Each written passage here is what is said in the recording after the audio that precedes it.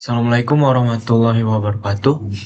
Nama saya Muhammad Gali Adhikara Ramadan Setiawan dengan NPM 251506179 dari kelas PSTIB.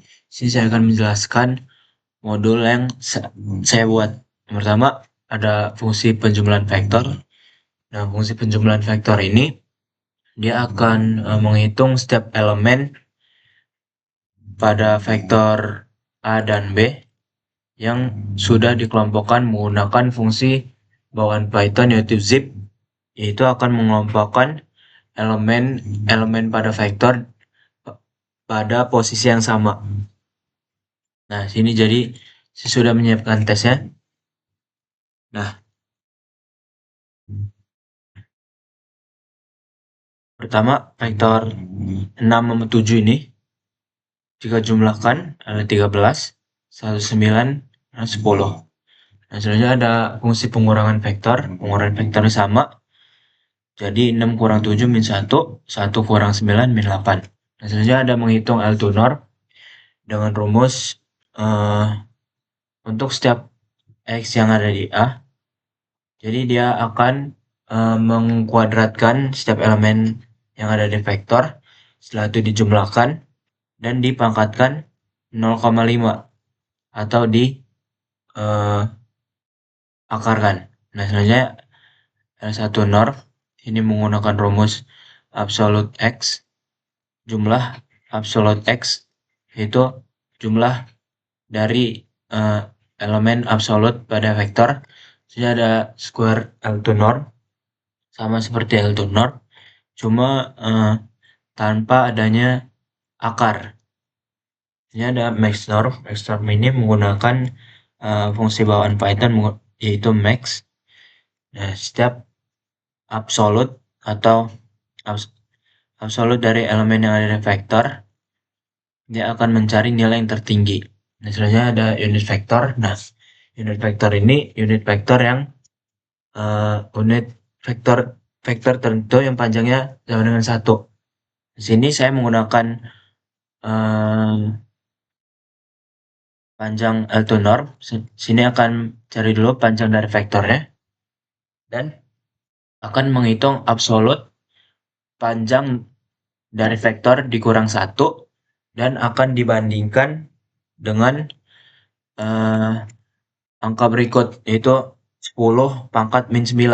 Nah, kenapa dibandingkan dengan angka berikut? Karena pada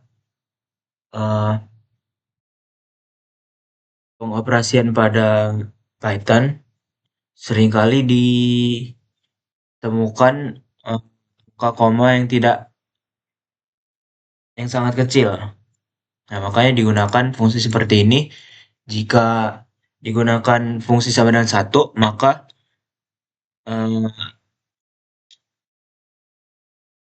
angka 0, sekian yang sangat kecil itu akan mengganggu rumusnya. Selanjutnya ada cek ortogonal. Nah, dia akan ortogonal ini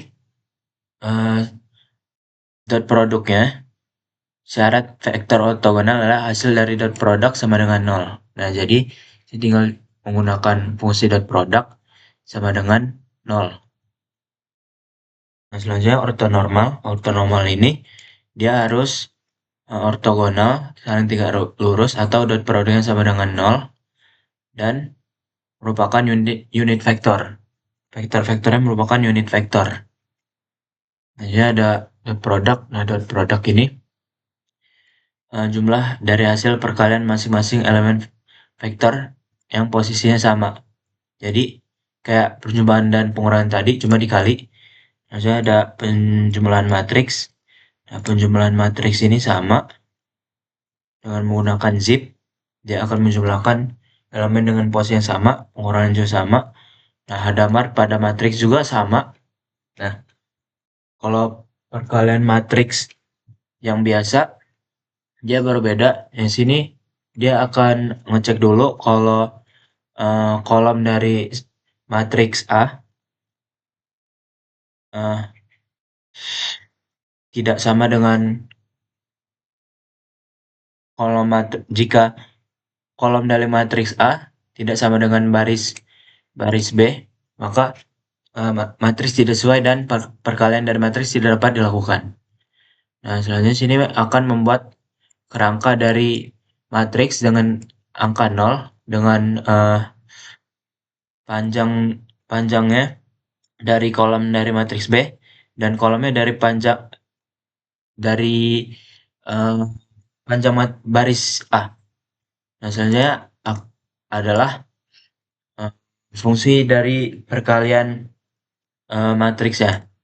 Sini eh,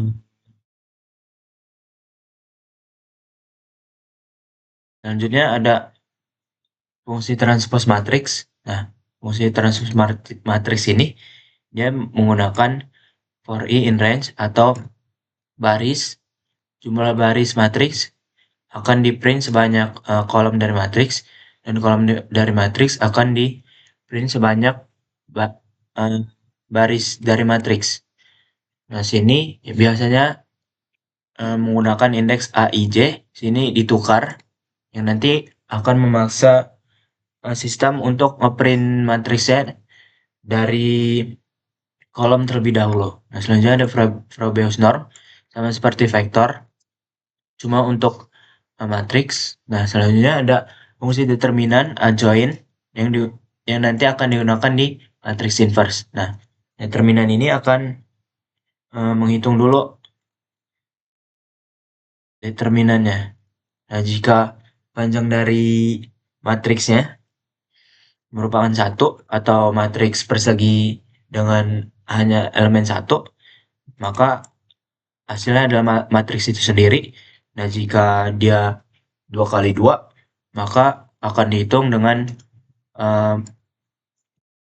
matriks dengan ordo 0 kali 0 atau indeks 0 kali 0 dikali dengan indeks 1 kali 1 dikurang dengan indeks 0,01 dan dikali dengan indeks 1 dan 0. Nah, selanjutnya jika panjangnya bukan selain 1 dan 2, maka yang dijalankan adalah program yang ini. Nah, program yang ini dia akan mencari determinan dari matriks menggunakan Laplace expansion. Nah, selanjutnya ada adjoint. Nah, adjoint ini nanti digunakan di matriks inverse, yaitu menghitung matriks kofaktor lalu ditransposkan.